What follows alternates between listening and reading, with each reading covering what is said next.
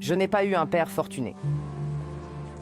Je ne suis pas issu, vous savez, d'un milieu particulièrement instruit. J'ai dit que j'ai tenté ma chance à 3 reprises pour entrer à l'université et toutes mes tentatives se sont soldées par un échec. Finalement, la dernière fois, je me suis dirigé vers l'école normale, qui était alors considérée comme un établissement de 3e ou même de 4e ordre dans ma ville. Mais je pense sincèrement que c'est la meilleure université que j'ai jamais fréquentée.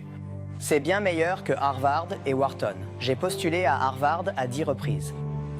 Tout a échoué, ils ne veulent même pas me voir. Vous savez, c'est terrible. Et moi, je pensais que c'était une vie normale. C'était tellement difficile à cette époque. J'étais si frustré parce que j'enseignais à l'université.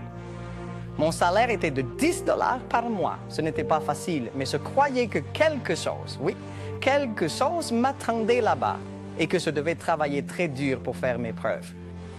C'était une expérience difficile et je ne me suis jamais cru intelligent. Personne ne croyait que je pouvais réussir parce que tout le monde disait « ce type pense différemment, pense de façon folle, vous savez. Il pense à quelque chose qui ne marchera jamais. » Personne n'était d'accord avec ça. Comme je l'ai dit, j'y croyais parce que j'ai vu l'ordinateur en 1994 quand je suis allé aux États-Unis. Je pense que cette affaire pourrait devenir quelque chose de grand. Je n'aurais jamais imaginé que ça prendrait une telle ampleur aujourd'hui.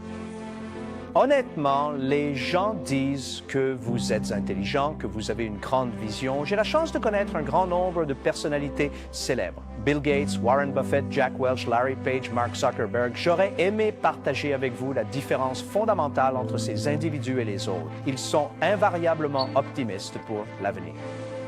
Ils ne se plaignent jamais. Mais ils s'évertuent constamment à vouloir résoudre les problèmes des autres. Et je me pose la question, où se cache donc la véritable opportunité? L'opportunité se trouve, elle réside toujours là où les gens se plaignent, là où ils expriment leur mécontentement. Certaines personnes restent là à se plaindre. Vous vous dites, si je peux résoudre ce problème, c'est une opportunité. Car là où tout le monde est d'accord, pourquoi cette opportunité serait-elle la vôtre? Parce que beaucoup de gens ne sont pas d'accord. Et vous pensez que c'est bien. Réfléchissez bien. Trouvez des gens qui travaillent avec vous et assurez-vous qu'ils croient en ces rêves. Que les investisseurs y croient ou non, que vos amis y croient ou non, que vos parents y croient ou non, cela n'a aucune importance. Vous y croyez. Votre équipe y croit et vous travaillez jour et nuit là-dessus. C'est comme ça que les choses se passent. Tout le monde est sur un pied d'égalité, car nous partons tous exactement de la même ligne de départ. Le meilleur, le plus précieux des atouts que tu possèdes, c'est justement ta jeunesse. Alors, ne te plains surtout pas. Laissez les autres se plaindre. Ce sont ces gens-là qui se plaignent, ceux qui finissent par échouer. Réfléchissez plutôt à la manière dont vous pouvez changer les choses. Utilisez votre cerveau pour réfléchir. Y a-t-il une opportunité ici? Puis-je faire quelque chose qui fasse la différence? Réfléchissez bien à cela. Et puis, une fois que vous y aurez mûrement réfléchi, passez à l'action. J'ai vu tellement de gens, des jeunes, avoir des idées absolument fantastiques chaque soir. Mais le lendemain matin, ils retournent au bureau et c'est toujours la même routine. Passez à l'acte. Mettez-vous en mouvement. Pour chaque individu, pour n'importe quelle personne, le jour de demain est une nouvelle opportunité.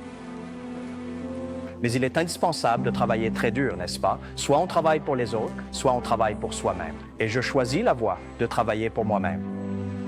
Mais travailler pour moi-même, cela signifie travailler pour la société. Si vous voulez vraiment travailler pour vous, pensez aux autres en veillant à les aider. Car ce n'est que lorsque les autres réussissent, quand les autres sont heureux, que vous réussirez, que vous serez heureux.